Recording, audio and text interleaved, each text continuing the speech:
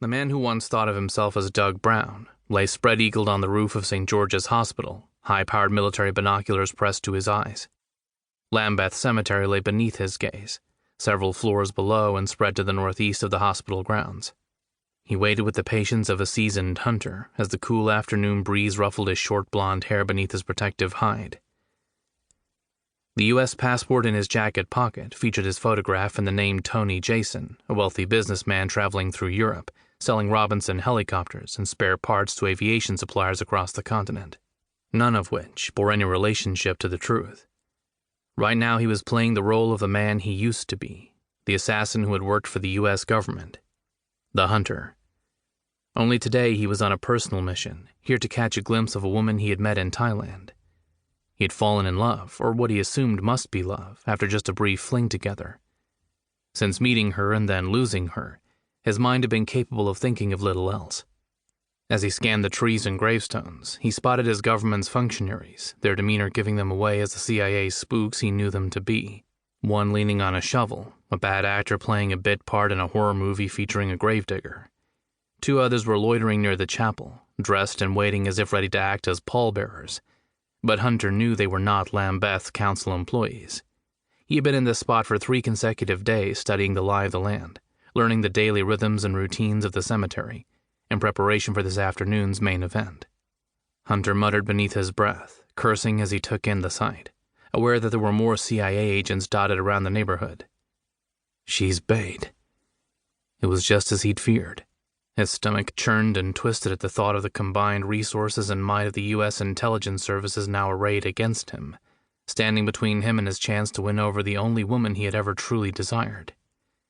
Not that she was that interested in him when they'd last been together. Despite everything, he was desperate to speak to her, hoping to charm her again, and if not, at least find a way to explain why he did what he did in Thailand. And before. No doubt her CIA handlers had poisoned her mind against him, and he was acutely aware he was being irrational, risking everything to be here in England. So obsessed with the need to convince her, he had traveled across an entire continent with only that end goal in mind. Love. Strange how it had hit him so hard, and relatively late in life, too. A firm believer in fate, he was certain they had met for a reason, and was determined not to let their relationship end in the way it apparently had. Movement.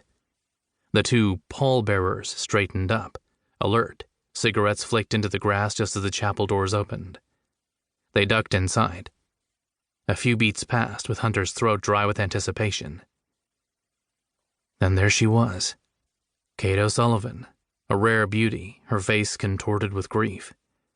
A rotund man in a rumpled black suit escorted her as the coffin followed them from the chapel with a motley group of young men assisting the two spook pallbearers. Hunter kept his lenses focused on Kate, his mind consumed with her presence. A blinding, confusing rush of emotion swept through him, his spine tingling and his breath panting as he watched her stride to the muddy hole that would swallow her brother, Johnny. The innocent geek, a young genius caught up in a conspiracy that violently wrenched his life from him on his 18th birthday. Hunter had been kept in the dark about Johnny's death, and only managed to discover the truth when he had escaped from the clutches of the CIA in Turkey, while en route to Langley, Virginia, an event that still baffled him and left him wondering when he would be called upon to pay the price for his freedom. He shrugged that unsettling thought from his mind and continued watching as the priest recited his words of bleak comfort over the grave as the coffin was lowered into the ground. For a moment, just a crazy millisecond, he wondered if it really was Kate's brother being buried. The CIA was capable of heinous crimes in the pursuit of U.S. interests, and could conceivably have spirited the lad away while convincing his sister he had died. Is that you, Johnny? Or did they substitute a body for yours and drag you off to Langley? Hunter's own experience with the agency was enough to confirm the scenario was entirely plausible, that they could and would do that for someone they considered sufficiently valuable. Johnny certainly had unique talents, but as the whispered words left Hunter's lips, he realized he was being irrational again, allowing his fondness for the young man and his love for Kate to twist reality in his mind. No, it's got to be Johnny.